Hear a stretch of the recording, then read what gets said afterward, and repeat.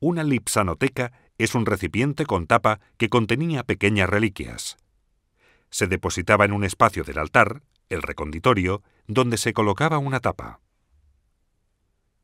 Se trata de una caja cilíndrica de 2 piezas de madera torneada. Se encontró hacia 1945 al desmontar el altar.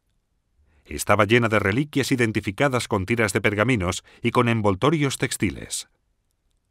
Las inscripciones de esta tapa están jerarquizadas en capitales pintadas o en cursivas incisas.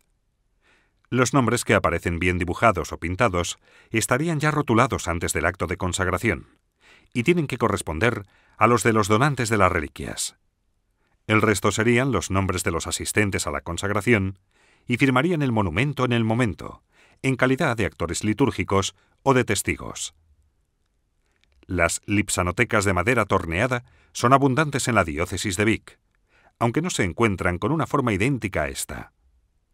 Esta pieza y otras similares son prácticamente los únicos testimonios locales de una artesanía altomedieval importantísima, la del torneado de madera, a la que pertenece buena parte de las vajillas altomedievales y bajomedievales.